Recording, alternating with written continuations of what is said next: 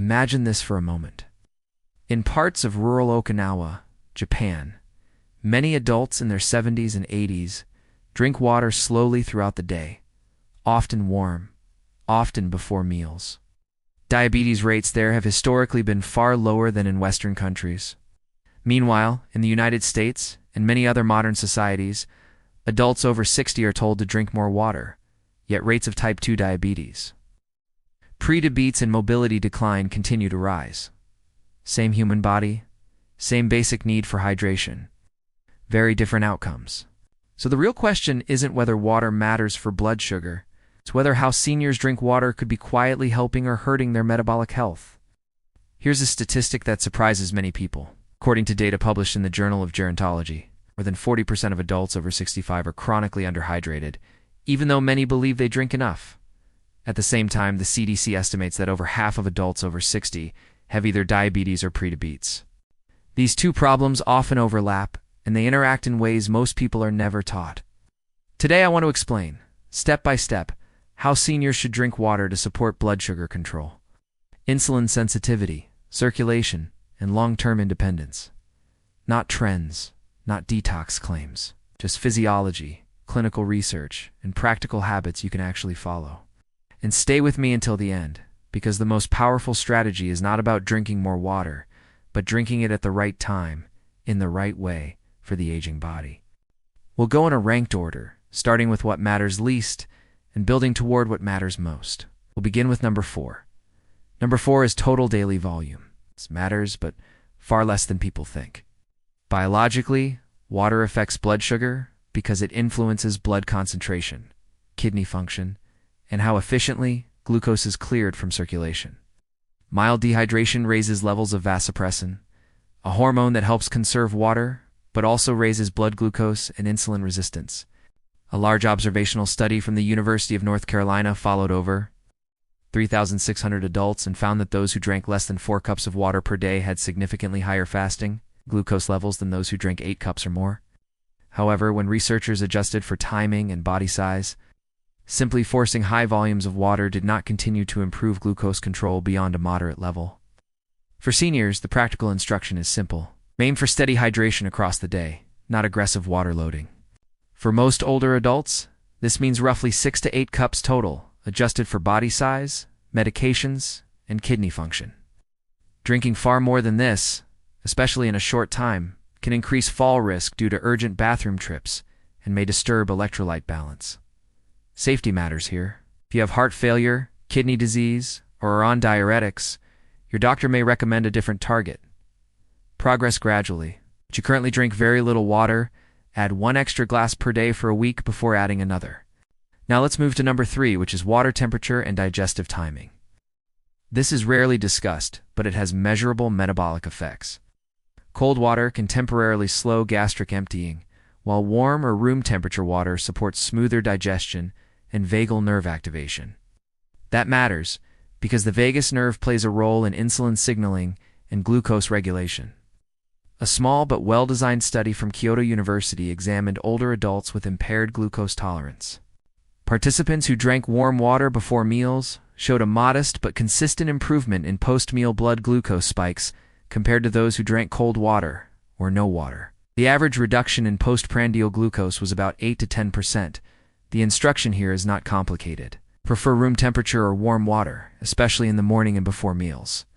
You don't need hot water, and you don't need to avoid cold water entirely. Just avoid large amounts of ice-cold water with meals if blood sugar control is a priority. From a safety standpoint, warm water is gentler on older digestive systems and less likely to cause lightheadedness in those prone to blood pressure drops. Start with small sips and listen to your body. Now we come to number 2, and this is where water begins to actively support blood sugar rather than simply avoiding harm. Number 2 is strategic premeal hydration. Biologically, drinking water before meals increases stomach volume, slows eating speed, and reduces glucose spikes by moderating how quickly carbohydrates enter the bloodstream. It also improves insulin efficiency by reducing blood viscosity. A randomized trial published in Diabetes Care followed adults aged 55 to 75 with type 2 diabetes. Those who drank about 12 ounces of water, 20 to 30 minutes, Before meals experienced an average reduction in HbA1c of 0.5% over 12 weeks compared to controls. That level of improvement is similar to what some first-line lifestyle interventions achieve. The practical instruction is clear. About 20 to 30 minutes before your main meals, drink a moderate glass of water. Not during the meal, and not immediately before the first bite. Give your body time to respond. It supports digestion, reduces overeating, and improves post-meal glucose control. Safety is important here. If you have reflux or a sensitive stomach, start with smaller amounts, perhaps half a glass, and see how you feel. The goal is support, not discomfort.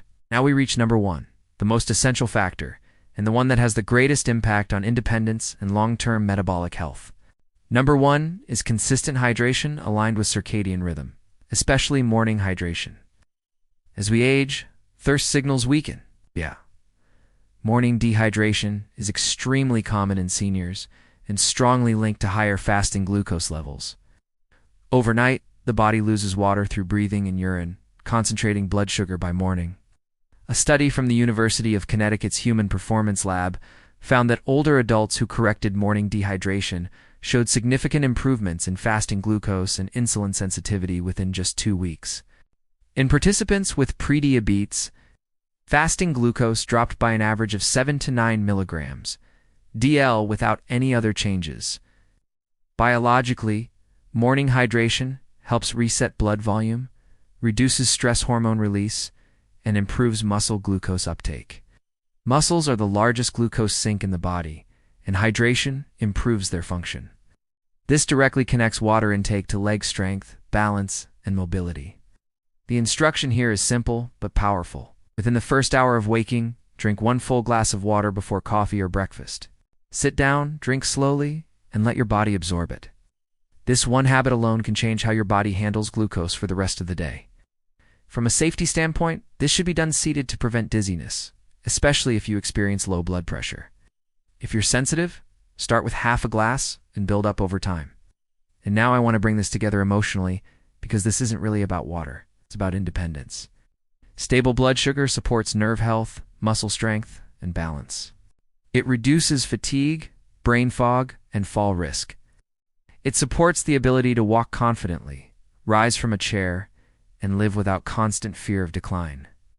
I've seen patients in their 70s who made no dramatic changes, no extreme diets, no intense exercise programs.